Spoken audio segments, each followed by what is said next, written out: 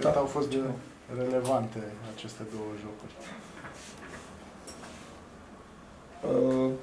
Au fost relevante că am avut meciuri de pregătire. Într-adevăr, adversarii noștri și din spusele antrenorului și a celor din stafful lor trec printr-o perioadă de reconstrucție. Până la urmă, interesul nostru a fost să alergăm. Într-adevăr, n-a fost o prea mare, să zicem așa, echipa prea puternică pentru ceea ce ne propusesem noi la aceste două jocuri, dar în concluzie a fost o mișcare bună. După cum am spus pe turneul de la București, suntem pe un drum bun. Încă mai e mult de lucru, într-adevăr, dar suntem pe un drum bun care ne dă speranțe.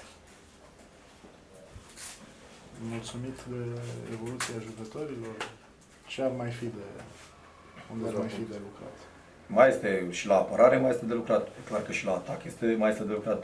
Trebuie să mai avem răbdare să construim, ne grăbim cu finalizarea, nu avem răbdare să construim, să avem atacurile cât mai lungi și cât mai exacte și pe poartă. În momentul când avem lungi și pe poartă, găsim soluțiile și sunt soluții destul de bune. Când ne grăbim, ne precipităm și ratăm, nu alegem cele mai bune soluții și din această cauză, probabil și dorința a unor jucători de a arăta în continuare că vor să merite locul în primii 7.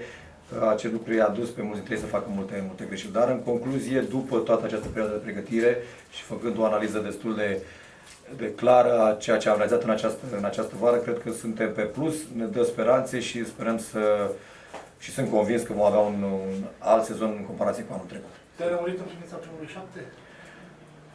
Putem spune că nu avem un prim 7, avem un prim 12, un lucru care nu l-am avut de mult la Târgu Jiu și acest lucru este foarte bun. Și totuși așa. Da, ați văzut și voi că e clar s-a numit jucători pe care contăm în continuare, dar soluții, în momentele când nu vor merge, soluții avem acum și trebuie să le găsim pe cele mai potrivite și jucătorii care sunt în formă. Nu pot să spun acum un prim 7 sau un prim 5. Nu, v-am spus un prim 12 pentru că nu cred că aș face bine dacă aș spune un prim 7. Nu, un prim 12, chiar 14 jucători care, în afară de poartă, care pot să facă față, depinde de anumite momente ale jocului, poate să facă față destul de bine. Tot Academic pare să ducă greu deocamdată.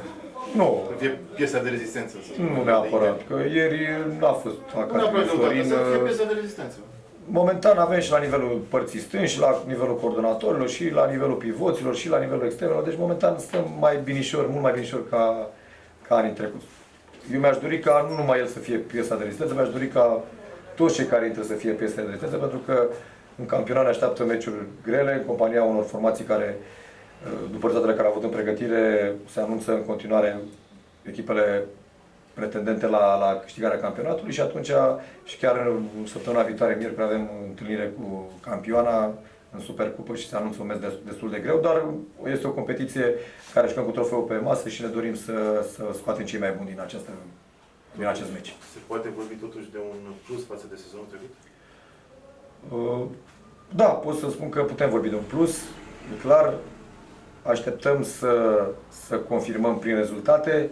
Mai este mult de lucru, sunt 13 jucători noi, mai este mult de lucru, dar sunt speranțe frumoase pentru sezonul viitor. La ce nivel a ajuns cu echipa la omogenitate? Nu, acolo mai avem de lucru, e clar. Cred că suntem la undeva la 60-70% încă omogenizat, dar de multe ori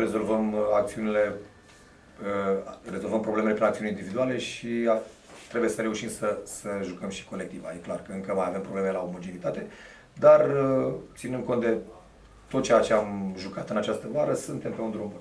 În comparație, ați văzut și voi, în comparație cu primele două jocuri, avem o altă exprimare.